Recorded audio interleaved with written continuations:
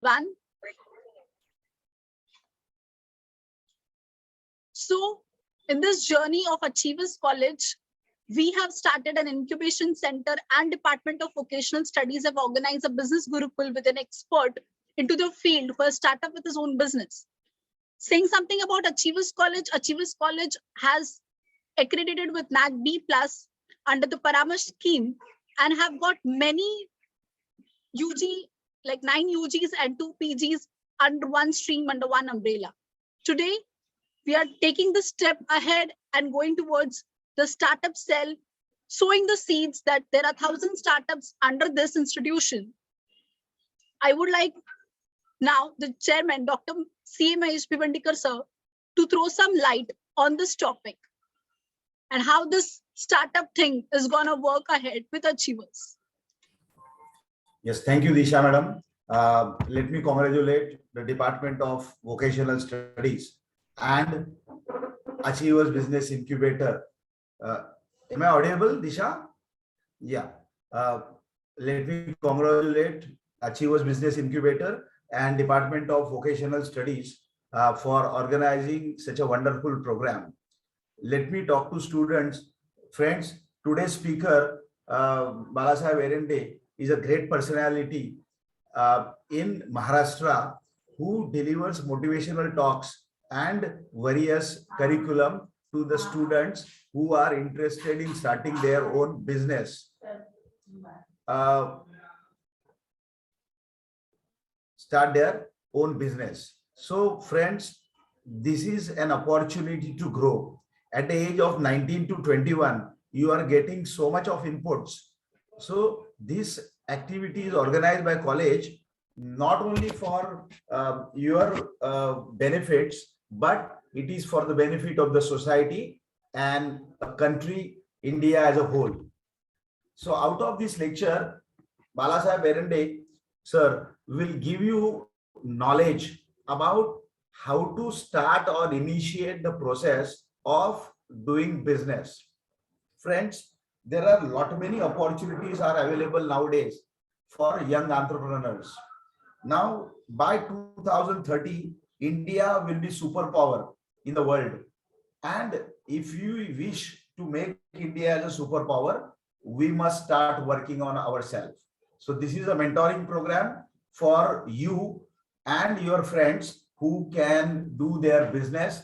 Friends, a small course is being announced by college for inculcating entrepreneurship spirit amongst you. कि एक business का idea होता है तो उसको कैसे डेवलप किया जाता है, क्या क्या स्टेप्स लेनी पड़ती है, और you have to come out of your fear and a box and explore the opportunities available. So here is a lecture or a personality who will guide you in thorough. Then one-to-one mentoring for your business ideas will be done at our college incubator, and you will be guided in your journey of being entrepreneur. Once again, I welcome today's learned speaker, Balasaheb Erande sir, and thanks to Department of Vocational Studies and IQAC and the Business Incubator to allow me to speak in this great session. So thank you very much, and over to Disha madam, please. Thank you so much, sir. It is always an inspiration to have you and listen something from you. So students, in this journey of mentoring, college is starting with a value addition program. There is something add-ons which is really needed in this times. And now to this journey, to this mentoring session, we have one amongst us today, that is Balasaheb Erande sir, who's going to sow some seeds of mentoring, who's going to sow some seeds of how business to be started and what all things are needed in this journey. He has experience and is a financial consultant. He is well reputed amongst the management and motivational speaker. And today, I would like sir to hand it over to you now and take this program ahead and let our students know this journey, how easy, how simple, yet how consistency matters into this journey. Sir, over to you now.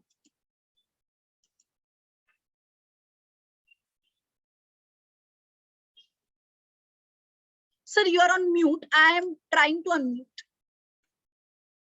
If you could do it from your side. Hello sir, perfect. मेरी आवाज आ रही है बराबर? हाँ जी, हमें आ रही है. Good morning friends. Thank you madam और थैंक यू बेवंडीकर सर, आपने मुझे ये मौका दिया कि आपके स्टूडेंट के साथ में बात करूं और उनके लाइफ में कुछ वैल्यू ऐड कर सकूं। आज का जो प्रोग्राम मैं लेने वाला हूं, इसका मकसद ये है कि जीवन में आप जो चीज आपको स्कूल या कॉलेज में शायद ही सीखने को नहीं मिलेगी, वो चीज के बारे में मैं आज आपसे बात करने वाला हूं। मैं बहुत ही एक गरीब फैमिली से हूं, लेकिन ऐसा कहते हैं कमल हमेशा कीचड़ में ही खिलता है।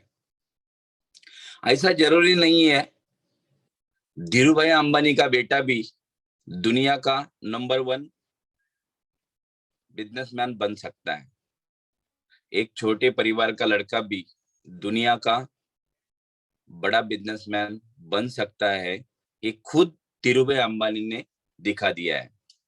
दोस्तों, आज मैं कुछ 6 टॉपिक के ऊपर आपसे बात करने वाला हूं। उससे सबसे पहला टॉपिक ये है ordinary to extraordinary. Ordinary to extraordinary आदमी कैसा बने और क्यों बने, ये नंबर टॉपिक 1 है। दूसरा टॉपिक ये है कि आत्मविश्वास, जिसको हम कॉन्फिडेंस कहते हैं। कॉन्फिडेंस ये ऐसा स्किल है, ऐसी एबिलिटी है, आपके पास में कोई भी नॉलेज हो, कोई भी एबिलिटी हो, चाहे कितनी भी अच्छी हो, उसको यूज करने के लिए आपके पास आत्मविश्वास का होना, कॉन्फिडेंस का होना बहुत ही जरूरी है। उसके बिना आप कोई भी एबिलिटी या तो कोई भी आपका स्किल उसको परफॉर्म नहीं कर सकते। बेसिक एबिलिटी, कॉन्फिडेंस आपके पास में होना ही चाहिए। अगर वो नहीं होगा तो आप कोई भी आपकी एबिलिटी उसको वैसे परफॉर्म नहीं कर सकते जो पोटेंशियल आपके अंदर है। तीसरा टॉपिक जो है रिस्क टेकिंग एबिलिटी।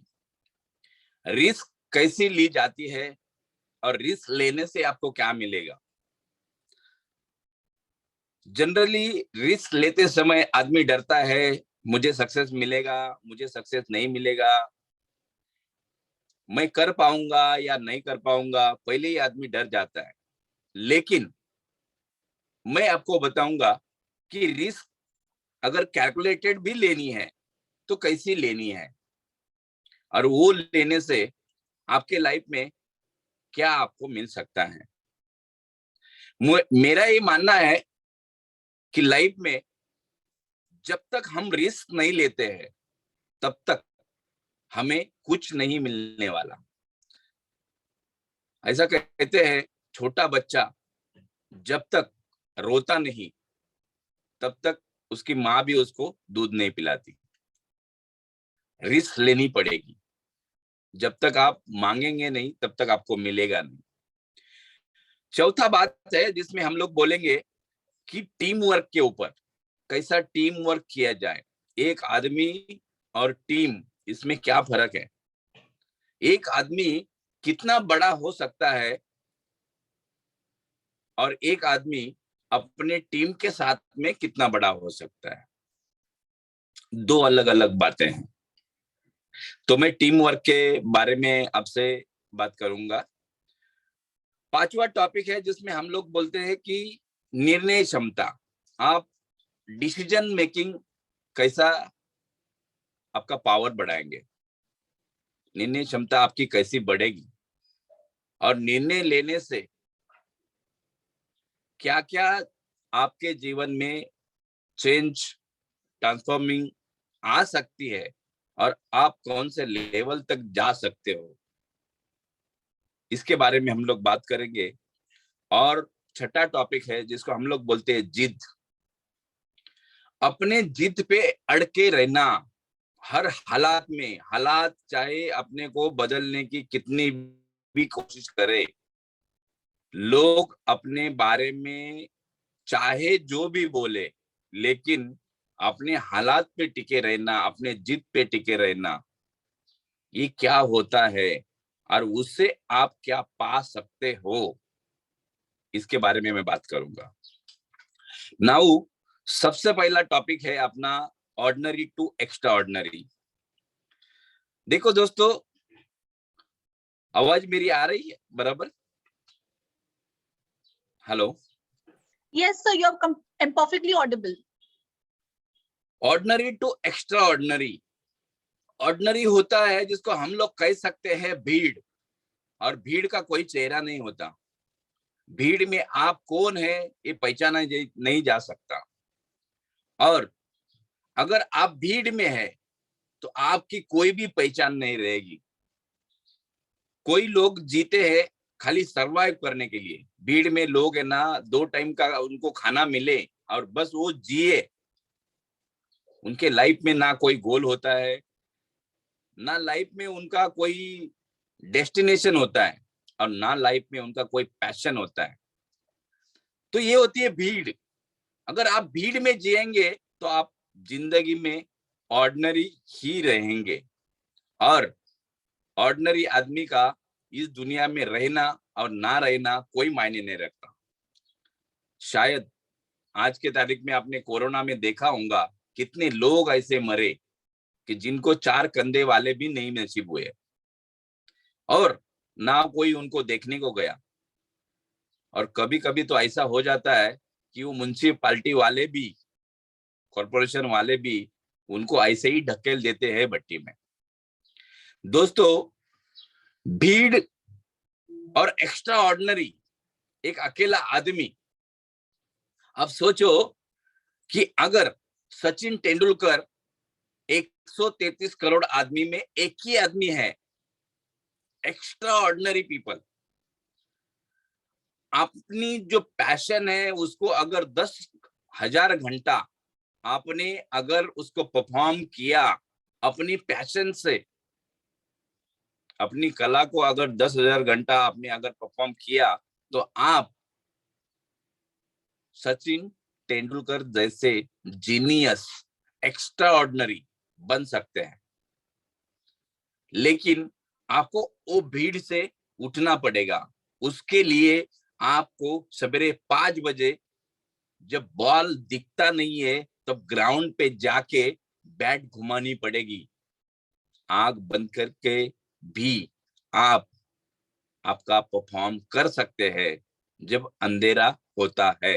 और ये सचिन तेंदुलकर, मैं उनका एक किस्सा बताना चाहूंगा।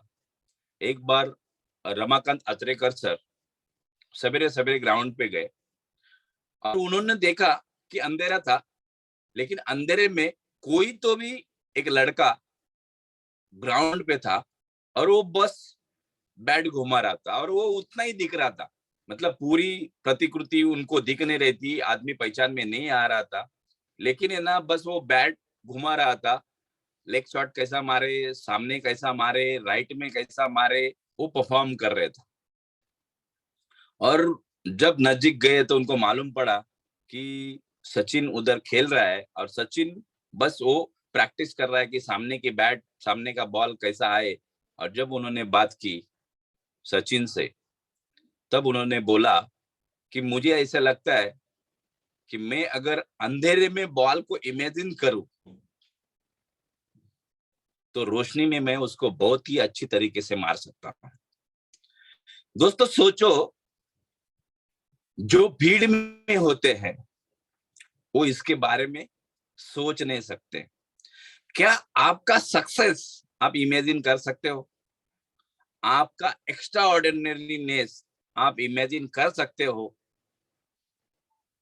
हाँ, दुनिया का हर आदमी कर सकता है, अगर उसको सही गाइडेंस मिले, सही कोचिंग मिले, सही मेंटरिंग मिले, तो दुनिया का हर आदमी ये कर सकता है।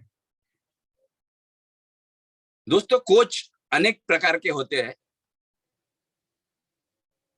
गुरु अनेक प्रकार के होते हैं, और मेंटर भी अनेक प्रकार के होते हैं। मेंटर हमेशा आपको मोटिवेट रखेगा, आपका परफॉर्मेंस अच्छा कैसा रहेगा इसके बारे में हमेशा आपको बताता रहेगा। जो कोच है वो हमेशा आपको करेक्ट करता रहेगा। जैसे कि माइकल शूमाकर, जब फेरारी कंपनी और उसके साथ में उनका कॉन्ट्रैक्ट हुआ फार्मूला नंबर 1 कार के साथ में, लेकिन कंपनी ने ये बोला कि आपको कोचिंग लेनी पड़ेगी और एक कोच को इंट्रोड्यूस किया। दोस्तों, माइकल शूमाकर ने मन ही मन में ऐसा बोला कि ये मुझे क्या सिखाएगा, लेकिन ये बात उनके मन में नहीं रही। उन्होंने बोला कि क्या आपने कभी 300 के स्पीड से गाड़ी चलाई है? क्या आपने कभी 400 के स्पीड से गाड़ी चलाई है? और इसके बाद में वो कोच ने एक जवाब दिया, मैंने 300 के स्पीड से गाड़ी नहीं चलाई, 400 के स्पीड से गाड़ी नहीं चलाई, लेकिन मेरे एक सवाल का जवाब आप दे सकते हो? बोले यस ऑफ कोर्स। लेकिन उन्होंने एक बात उससे कही, क्या आपने कभी 400 के स्पीड में गाड़ी टर्न की है? तो बोले नहीं। उन्होंने बोला कि मैं 400 के स्पीड में गाड़ी टर्न कैसे करते हैं ये आपको सिखा सकता हूं। दोस्तों, कोच और परफॉर्मेंस में यही फर्क होता है। कोच हमेशा आपको करेक्ट करता है और कोच करेक्ट करने की कला को जानता है। तो कोई भी आदमी को अंडर एस्टिमेट मत कीजिए। लाइफ में कोचिंग बहुत ही इंपॉर्टेंट होती है। इसके अलावा एक चीज मैंने और बोली कि गुरु जिसको हम लोग बोलते हैं, गुरु क्या होता है? गुरु अनेक तरह के होते हैं। आप मार्केट में देख रहे हैं बहुत सारे गुरु जिनको लोग मानते हैं, वो ऐसे ऐसे कांड कर चुके हैं कि लोगों का गुरु के ऊपर से भरोसा उठ गया। लेकिन सच्चा गुरु जिसको हम लोग बोलते हैं, वो गुरु ऐसा रहता है, आपको अच्छा लगे या ना लगे, लेकिन वो कड़वा सच आपको बता के रहेगा, कभी भी आपको गलत राह नहीं दिखाएगा, और ये गारंटी है। तो दोस्तों, लाइफ में ये 3 लोग जिसको हम लोग बोलते हैं गुरु, कोच और मेंटर, तीनों होना जरूरी है। और ये अगर लाइफ में आपके होगा तो आपकी जो जर्नी है ऑर्डिनरी टू एक्स्ट्रा ऑर्डिनरी, ये होने के लिए बहुत ही जबरदस्त मदद मिलेगी और बहुत ही कम समय में आप सचिन तेंदुलकर, जुकरबर्ग या बिल गेट ऐसा बिजनेसमैन बन सकते हो, ऐसा जीनियस आदमी दुनिया का बन सकते हो। और ये मेरी गारंटी है, 100% आप बन सकते हो। हर आदमी में वो कैपेबिलिटी और हर आदमी में वो कैलिबर होता है। दोस्तों, दूसरी बात है जिसको हम लोग बोलते हैं आत्मविश्वास, कॉन्फिडेंस। हर एबिलिटी को यूज करने के लिए आपको कॉन्फिडेंस की जरूरत है। और ये कॉन्फिडेंस नहीं रहेगा, चलो मानते हैं कि आप है ना 1 नंबर के डॉक्टर बन गए, लेकिन आपके पास में आपके क्लाइंट के साथ में बात करने का अगर कॉन्फिडेंस नहीं रहेगा, तो आप कैसे परफॉर्म करोगे? कॉन्फिडेंस ये ऐसी एबिलिटी है कि जिसको कोई भी एबिलिटी आपके पास में है उसको यूज करने के लिए आपको कॉन्फिडेंस की जरूरत है, 100%। देखो, आप बचपन से साइकिल चलाते हैं, बचपन से आप तैरना सीखते हैं।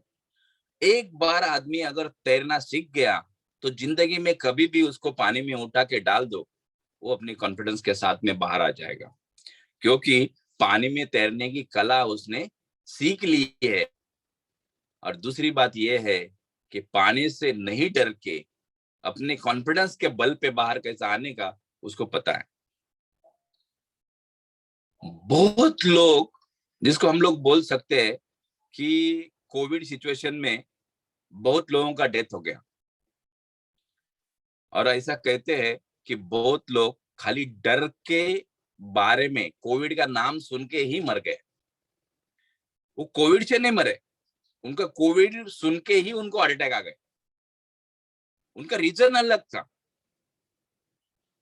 उनका रीजन अलग था। कॉन्फिडेंस होना बहुत ही जरूरी है, और कॉन्फिडेंस अगर नहीं रहेगा तो आप दुनिया में कुछ भी नहीं कर सकते। कभी कभी आपके पास में सोर्स रहेगा या नहीं रहेगा, तो भी आपका कॉन्फिडेंस लूज होना नहीं चाहिए।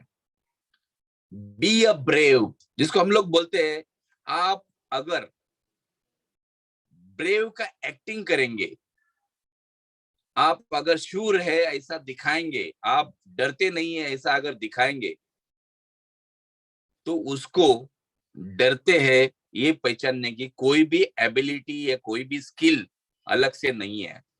कोई भी आदमी आपको नहीं पहचान सकता है, नहीं बोल सकता है कि आप डरे हुए हैं।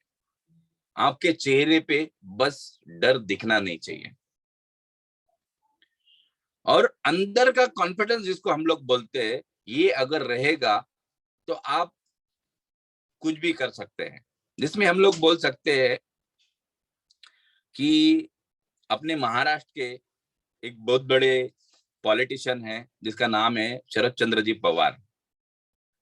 कॉन्फिडेंस देखिए बंदे का, कितने सालों से उसको कैंसर जैसी बीमारी हुई है, लेकिन हम लोग बोलते हैं कि यमराज उसके दरवाजे में बैठे हैं, लेकिन वो घूम रहे हैं। कॉन्फिडेंस, और ये कॉन्फिडेंस के बल पे हम लोग जो चाहे कर सकते हैं। अगर ये नहीं रहेगा तो आप, मुझे नहीं लगता है वो भी कर सकते हैं। तो आत्मविश्वास का होना, कॉन्फिडेंस का होना अपने आप में एक उपलब्धि है, और उसको जीवन भर अगर बढ़ा के रखना है तो क्या करना चाहिए, क्या नहीं करना चाहिए, ये आपको पता होना चाहिए। ये हम एक कोर्स में बताएंगे। मुझे लगता है कि बहुत सारी चीजें लाइफ में सिखाने से नहीं आती, मेरा ये मानना है।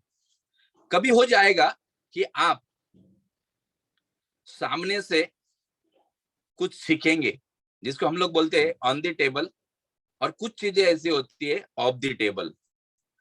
जब हम लोग कुछ सिखाएंगे, तब हम जब बैठे रहेंगे, आपके साथ में जो स्टूडेंट बैठे रहेंगे, जब उनके साथ में आप डिस्कस करेंगे, तो आपको एक नया पॉइंट मिलेगा, और उससे आप एक नया चीज सीख सकते हैं।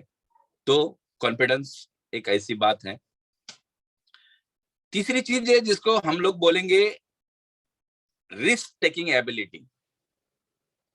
ये बताने से पहले मैं एक बात आपको पूछना चाहता हूं कि जो चीज मैं बता रहा हूं वो आपको समझ में आ रहा है क्या?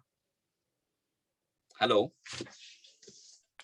So participants won't be able to unmute themselves, but yes, you're perfectly audible. आपको समझ में आ रहा है तो आप है ना यस टाइप कर दीजिए खाली बस। Yes, we are getting so many yeses. Yes, yes. हाँ, तो आप खाली मुझे समझने के लिए कि मुझे ये अंदाजा हो जाएगा कि आप सुन रहे हैं और आपको ये पॉइंट भी ध्यान में आ रहा है। अगर आपके पास में ऐसा कुछ लग रहा है आपको कि कॉन्फिडेंस के बारे में आपके मन में कुछ सवाल है, तो आप पूछ भी सकते हैं। हेलो?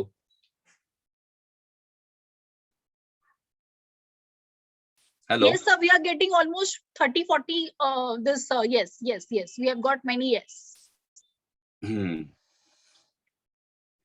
तो कॉन्फिडेंस होना चाहिए, जिसको हम लोग बोल सकते हैं। और एक चीज हम लोग आपको बता देंगे कि जिसमें हम लोग बोलते हैं जंगल में शेर होता है, जंगल में सबसे बड़ा प्राणी हाथी होता है, सबसे होशियार प्राणी सियार होता है, सबसे ऊंचा प्राणी जिराफ होता है,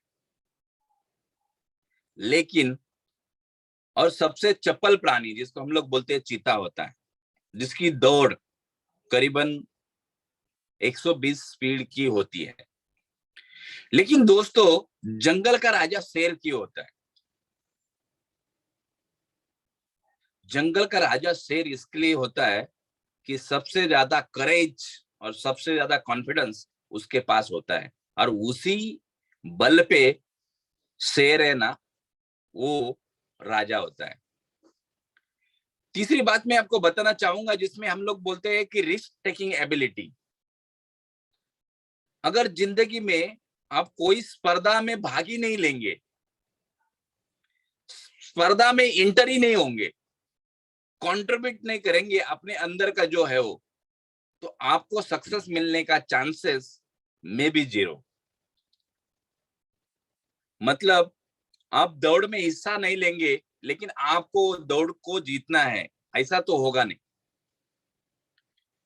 रिस्क लेनी पड़ेगी, या अगर हार गए तो आपको एक एक्सपीरियंस आ जाएगा, और आप अगर जीत गए तो आप गाइडेंस दे सकते हो कि कैसे जीत सकते हैं। दोस्तों, रिस्क टेकिंग एबिलिटी आपको डेवलप करना पड़ेगा, वो साथ में नहीं रहती है। मैंने जो पहले 2 पार्ट बताए हैं, ऑर्डिनरी से एक्स्ट्रा ऑर्डिनरी, आत्मविश्वास, कॉन्फिडेंस, ये अगर आपके साथ में है तो आप रिस्क लेने के लिए तैयार है और तैयार रहेंगे। और रिस्क ली जाती कैसी है, जिसको हम लोग बोलते हैं, आप कैलकुलेटेड रिस्क भी ले सकते हैं। तो इसको कैलकुलेट कैसा करना है, ये भी हम लोग ये कोर्स में आपको सिखाएंगे, और आपकी रिस्क टेकिंग एबिलिटी को बढ़ाएंगे, जिसकी आपकी रिस्क टेकिंग एबिलिटी आपकी डेवलप हो जाएगी।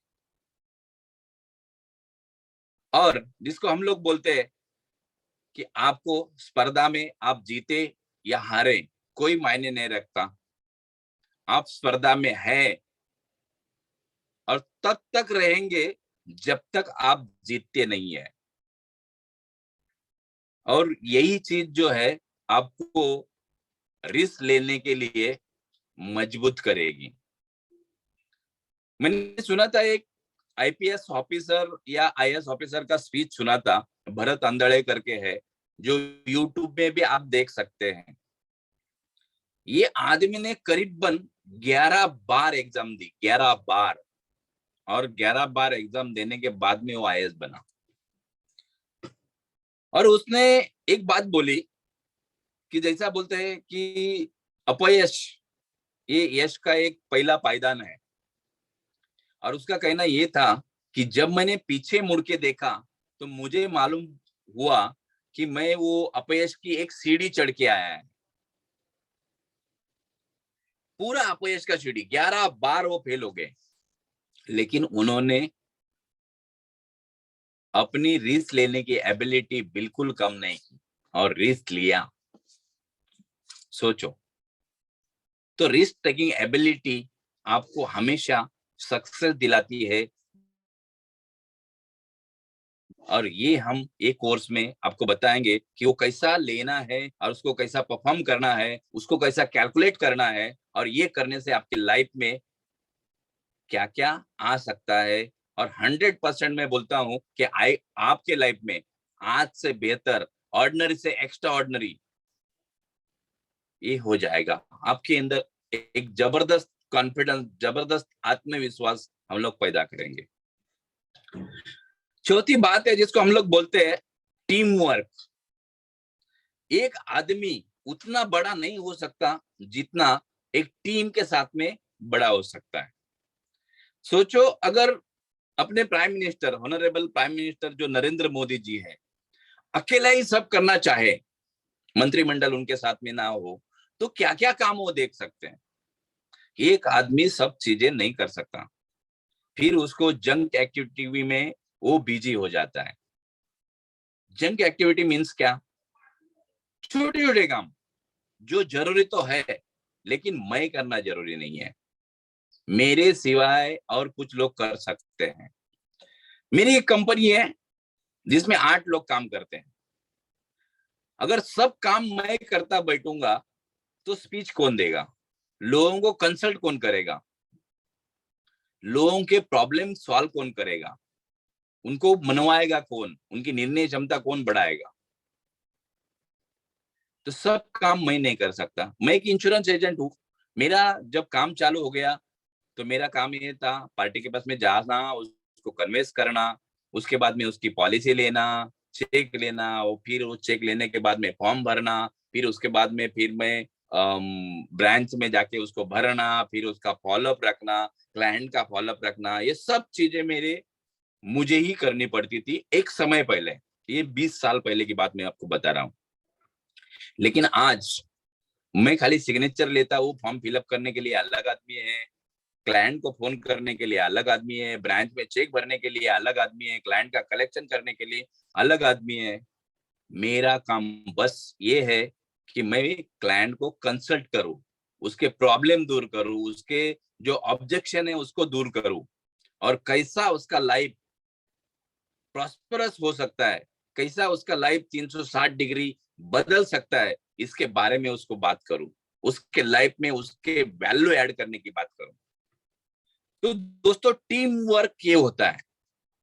टीम वर्क का एक उदाहरण मैं आपको दूं, छत्रपति शिवाजी महाराज, जिनके टीम में अष्टप्रधान मंडल था, सबको पता है। 400 साल भी आज उनका नाम लोग कैसे लेते हैं ये आपको पता है।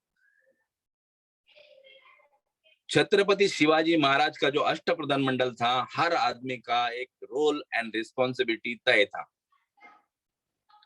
अगर छत्रपति शिवाजी महाराज खुद अगर बोलते हैं कि मैं ही जाऊंगा सिंहगढ़ पे, मैं ही जीतूंगा, मैं ही सालेर का किला मैं जीतूंगा, मैं ही उंबरखिंड की लड़ाई,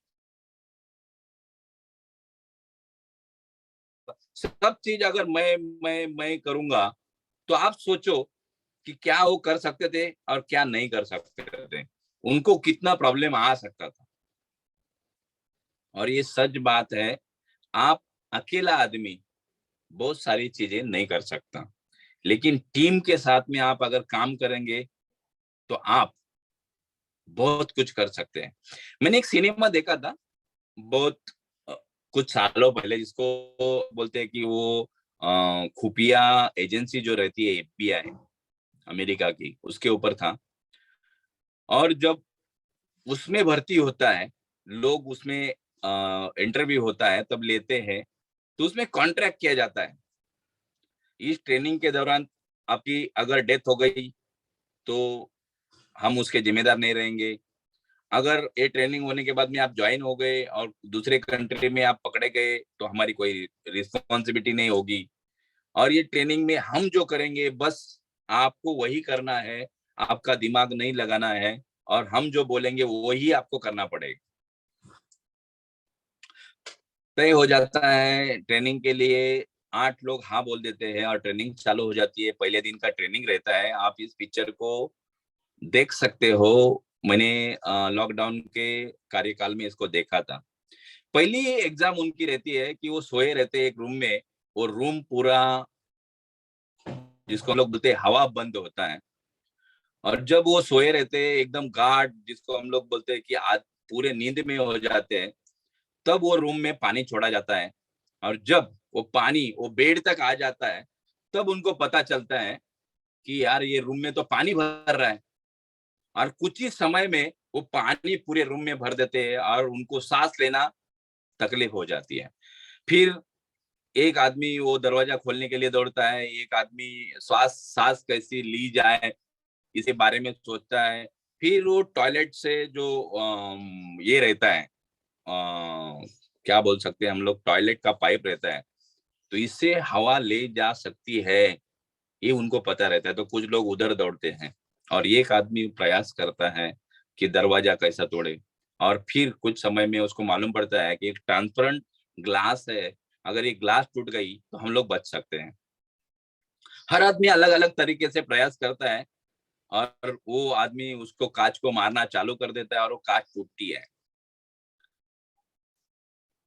कांच टूटती है, उसमें से 7 लोग बच जाते हैं और एक आदमी मर जाता है। दोस्तों, उनका जो ट्रेनर रहता है, जब ये हो जाता है हादसा, तो उन्होंने ये बात कही कि आपने टीम वर्क नहीं किया। अगर आपने टीम वर्क किया होता तो वो आदमी मरा नहीं होता, आपके टीम का एक आदमी मरा नहीं होता। टीम वर्क में ये ताकत होती है, आप सबकी जान बचा सकते हैं, सबको सलामत रख सकते हैं। जैसा छत्रपति शिवाजी महाराज आगरा में 300 लोगों को लेके गए, और एक भी आदमी मारा नहीं गया। ये होती है टीम की ताकत और ये होता है टीम का कार्य। और आगरा की छूट आप देख रहे हैं, इतिहास में उसका जबरदस्त एबिलिटी का सोर्स उन्होंने यूज किया है और ये टीम की ताकत है या टीम वर्क की ताकत है, ये बात आप समझ लो। तो टीम वर्क ये होती है और टीम वर्क हम लोग इसमें सिखाएंगे कि आप टीम वर्क कैसे करेंगे। बड़ा आदमी अगर बनना है तो टीम वर्क के साथ में आप बड़ा कैसा बनेंगे। पांचवी बात है जिसको हम लोग बोलते हैं कि निर्णय क्षमता।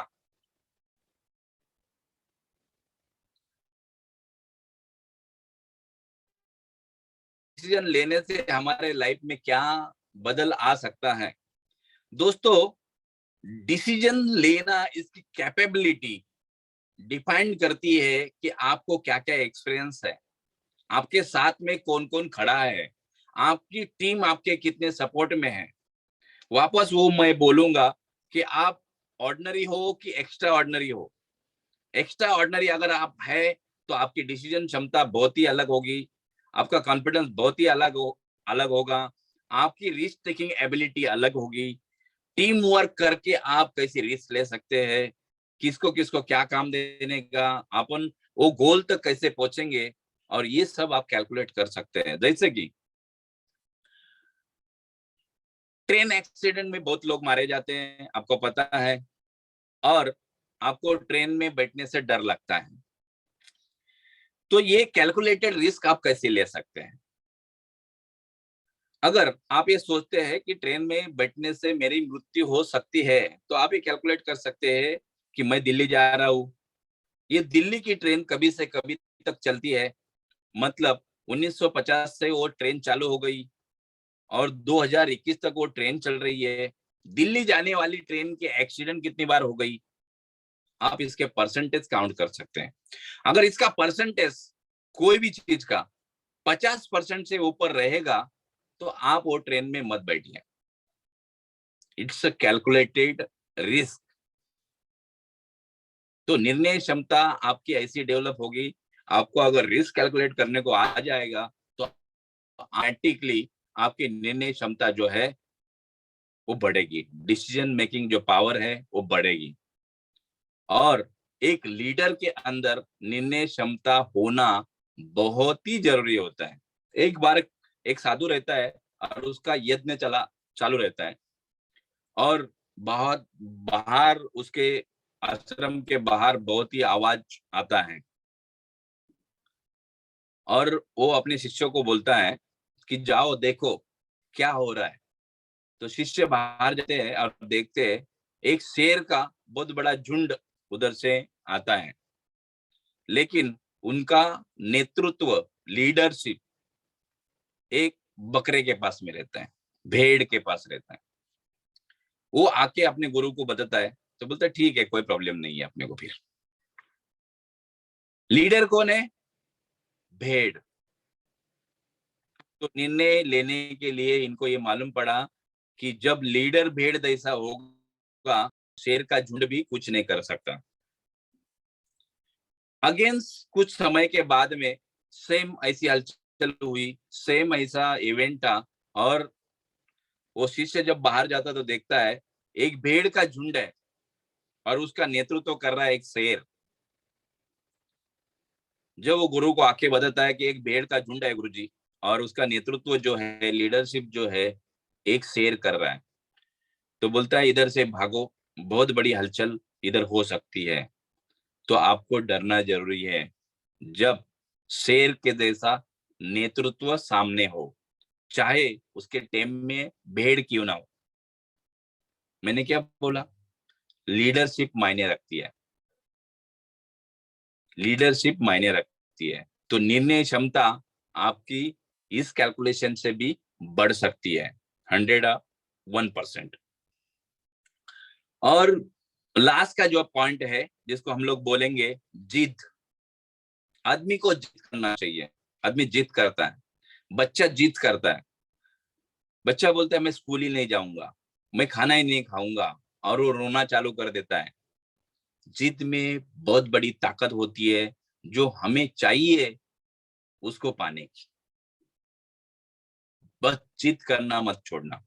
और जिद ही एक ऐसी चीज है कि जो आपको हर परिश्रम से परे लेके जाती है। और मुझे ऐसा लगता है कि ऐसे अनगणित एग्जाम्पल अपनी इंडिया को देखने को मिलेंगे। और उसमें सबसे बड़ा एक एग्जाम्पल है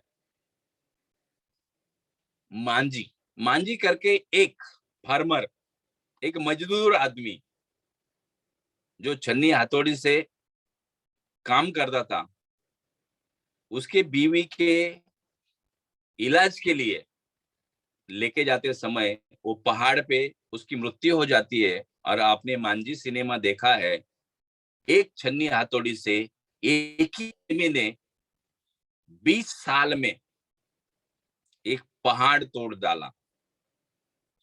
दोस्तों, मुझे कहना यह है कि जिद, मेरी बीवी मरी है और किसी की बीवी ना मरे, और ये पहाड़ को तो मैं तोड़ के ही रहूंगा, रास्ता तो मैं बना के ही रहूंगा। आपके अंदर एक ऐसी जिद होनी चाहिए।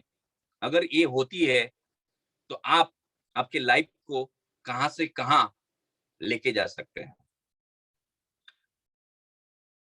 ये कोर्स जो हम लोग लेने वाले हैं एंटरप्रेन्योरशिप का, एक बिजनेसमैन के अंदर ये सब 6 चीजें जो मैंने बोली, एक्स्ट्रा ऑर्डिनरी बनने की चाहत, confidence, risk taking ability, team work, निर्णय क्षमता, और लास्ट में जो बोला कि मैंने जिद, ये क्रिएट करने का काम मेरा है। और मैं बोलता हूं, जो भी ये क्लास में बैठेगा, जो भी ये कोर्स में बैठेगा, उसका जीवन मैं बदल दूंगा, और ये मेरी गारंटी है। और अगर किसी को लगता है कि ये कोर्स करने के बाद में अगर उसको कुछ मिला नहीं या उसके लाइफ में कुछ वैल्यू ऐड नहीं हुई, तो मेरा जो मानदंड है, मैं उससे वापस कर दूंगा। और इस बात की गारंटी मैं देता हूं, इस बात की गारंटी मैं देता हूं। ये जो एंटरप्रेन्योरशिप का जो गुरुकुल हम चालू कर रहे हैं, महेश भिवंडीकर सर ने आपके लिए बहुत ही अच्छा सोचा है। शायद मेरे बारे में अगर किसी ने वो टाइम पे ऐसा सोचा होता, तो मेरा एजुकेशन मैं वो टाइम पे कंप्लीट करता। दोस्तों, ये गुरुकुल करने के लिए मैंने 5.5 लाख रुपए फी भरी है 2011 में। 18 महीने का कोर्स था। हम लोग इसमें 2 कोर्स बनाए हैं, जिसमें हम लोग बोल रहे हैं कि बेसिक और एक दूसरा जो है वो एडवांस रहेगा। बेसिक एडवांस में क्या फर्क रहेगा ये मैं आपको बताता हूँ। बेसिक जो है, आपके लाइफ में ऑर्डिनरी से एक्स्ट्रा ऑर्डिनरी बनने के लिए आपको मदद करे। चाहे आप सर्विस करें, चाहे आप बिजनेस करें, लाइफ में आपको हमेशा हेल्प करेगा। आपका कॉन्फिडेंस आपके अंदर नहीं रहेगा तो आप ऑर्डिनरी ही बने रहेंगे, एक्स्ट्रा ऑर्डिनरी कभी नहीं बन सकते। आप सर्विस करें चाहे बिजनेस करें, लाइफ में सक्सेस होने के लिए कॉन्फिडेंस आपको जरूरी है। रिस्क टेकिंग एबिलिटी आपके पास में होना बहुत जरूरी है। टीम वर्क, अगर आप कोई कंपनी में सीईओ भी हो गए, या अगर आईएएस ऑफिसर हो गए, या आईपीएस ऑफिसर हो गए, तो भी आपको जरूरी है। या कोई कंपनी के ओनर हो गए, कोई कंपनी का बिजनेस का आप सीईओ हो गए, तो भी आपको जरूरी है। तो बेसिक में हम जो चीज सिखाएंगे वो बेसिक सिखाएंगे। वो आप सर्विस करें या बिजनेस करें, कोई मायने नहीं रखता, वो आपको जरूरी है, जिससे आपके लाइफ में बदलाव लाना आना जरूरी है, और वो उसके लिए जरूरी है। तो मुझे लगता है कि मैंने एक कोर्स के बारे में जो कंटेंट मैं देने वाला हूं, मैडम को मैंने कन्वे कर दिया है। तो दोस्तों, मुझे ऐसा लगता है कि आप इसको जोर शोर से ज्वाइन करिए, और जितना हो सके अपने दोस्तों को बताइए, क्योंकि इससे जीवन का एक प्रवास, एक जर्नी, ये आपके लाइफ को बदल के रख देगी। ये मेरा मानना है। और मेरे लाइफ में ऐसे अनगिनत लोग हैं जिन्होंने 360 डिग्री में मेरी लाइफ को बदल दिया है। और मुझे लगता है कि शायद भगवान ने अचीवर कॉलेज में मुझे इसीलिए भेजा है कि मैं आपके लाइफ में कुछ वैल्यू ऐड कर सकूं, आपके सक्सेस में कुछ कंट्रीब्यूशन कर सकूं, आपके लाइफ में कुछ कंट्रीब्यूशन कर सकूं। मुझे लगता है कि मैंने सब पॉइंट आपको कन्वे कर दिया है। अगर आपको कुछ ऐसा लगता है कि कुछ सवाल है आपके मन में इसके बारे में, तो आप मुझे पूछ सकते हैं। Madam, hello. Students, you can drop your questions in the chat. I would do the needful. नहीं, कोई अगर स्टूडेंट अनम्यूट करके अगर बात अच्छा, they करता है, can raise their hands and I'll unmute them.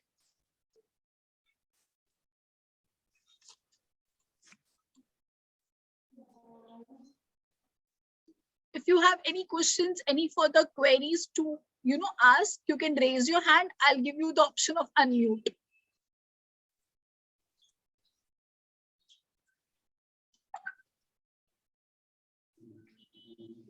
इसमें हम लोग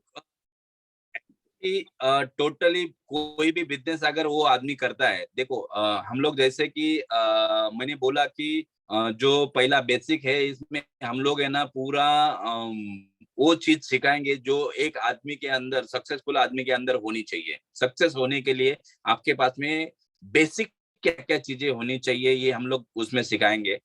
एडवांस में आपको ये सिखाएंगे कि कोई भी बिजनेस अगर आप डालते हैं, उसमें डेलीगेशन कैसा होना चाहिए, उसका विजन मिशन कैसा होना चाहिए, उसका वैल्यू कैसा होना चाहिए, ये सब चीजें बताएंगे। जिसके बावजूद आपका फाइनेंस आप कैसा मेंटेन करेंगे, आपका समाज का आप स्टेटस कैसा मेंटेन करेंगे, आपका इंटेलेक्चुअल एसेट आप कैसा बढ़ाएंगे, आपका इमोशनल एसेट आप कैसा बढ़ाएंगे, आपका स्पिरिचुअल क्वोशंट आप कैसा बढ़ाएंगे, इसके बारे में हम लोग बात करेंगे। और एडवांस में आप एक बिजनेसमैन की तरह आपको ट्रीट किया जाएगा। You are the businessman, and businessman को क्या क्या चीजें जरूरी होती है। जैसा कि एक डॉक्टर है, वो जब एमबीबीएस होता है या एमडी होता है और इंडिविजुअल प्रैक्टिस करता है, तब तक वो डॉक्टर ही रहता है। लेकिन जब हॉस्पिटल डालता है तो वो बिजनेसमैन बन जाता है। अभी ये जर्नी कैसी है, देखो, एक डॉक्टर है, वो इंडिविजुअल प्रैक्टिस करता है, अपनी मार्केटिंग खुद करता है, लोगों को उसके पास जाने से ठीक लगता है तो लोग उसके पास में आना चालू करते हैं। हो जाते हैं 100 पेशेंट, 200 पेशेंट हो जाते हैं। लेकिन जब हॉस्पिटल होता है तो ट्रीट तो उसको करना ही है, लेकिन ट्रीट तो उसको करना है, लेकिन जो लोग उसके पास में काम कर रहे हैं उनको भी संभालना, आने वाले प्रॉब्लम को भी संभालना है, डेलीगेशन किसको क्या करना चाहिए वो भी संभालना है, एम्पावरमेंट किसको देना है वो भी उसको संभालना है, कौन से जगह मैनेजर होना चाहिए, कौन से जगह लीडर होना चाहिए, कौन से जगह मजदूर होना चाहिए, वो भी उसको देखना है। दैट इज कॉल्ड एक नॉर्मल आदमी टू बिजनेसमैन। डॉक्टर होने के लिए उसको पढ़ाई करनी पड़ेगी, हाँ करनी पड़ेगी, एफर्ट देने पड़ेंगे, हाँ एफर्ट देने पड़ेंगे, कॉन्फिडेंस बिल्ड करना पड़ेगा, कॉन्फिडेंस बिल्ड करना पड़ेगा। लेकिन एक बिजनेसमैन होने के लिए कुछ अलग क्वालिटी होना बहुत जरूरी है। तो एडवांस में हम आपको ये सब क्वालिटियां सिखाएंगे, इसके बारे में बात करेंगे और आपसे करवा के ले लेंगे। और कोई क्वेश्चन है आपके पास में? So few messages I've got on my personal window that how do we start with a new idea? और किसी ने इसमें भी पूछा है कि 5 साल के बाद भी अगर बिजनेस करना चाहता हूँ तो कौन सा करूँ based on the current situation. Sorry, मैं समझा। सो न्यू आइडिया स्टार्टअप के लिए कैसे करें? न्यू आइडिया स्टार्टअप के लिए वही तो मैंने बोला कि है ना, जैसा बेसिक कुछ चीजें आपके अंदर होनी चाहिए वो हम लोग डेवलप करेंगे आपके पास में। देखो, न्यू आइडिया है लेकिन इम्प्लीमेंटेशन कैसा करे इसके बारे में पता ही नहीं है, तो आपको कोच की जरूरत है, तो आपको कोचिंग लेनी पड़ेगी उसके बारे में। ये आइडिया किसी ने इम्प्लीमेंट की है क्या पहले, या दुनिया में ये आइडिया के साथ में कोई खेला है क्या, इसके बारे में वो कोच उससे बात कर सकता है। तो हम पर्सनल मेंटरिंग भी इसमें करेंगे। और ये कोर्स करने वाले को, हर लड़के को 1 घंटे का एक मेरा पर्सनल मेंटरिंग का सेशन मेरी तरफ से मैं फ्री दूंगा, जिसमें मैं जानूंगा उसके अंदर एक्चुअली क्या एबिलिटी है, वो क्या क्या कर सकता है, उसको एक्चुअल क्या प्रॉब्लम है, उससे मैं डिस्कस करूंगा और उसको वो राह मैं दिखा सकता हूँ कि कोई अगर आपके पास में आइडिया है तो उसको कैसे इम्प्लीमेंट करें. The next question is, will you give the lifetime support to students, which already you have mentioned that you will give one-to-one mentoring? Yes, 100%.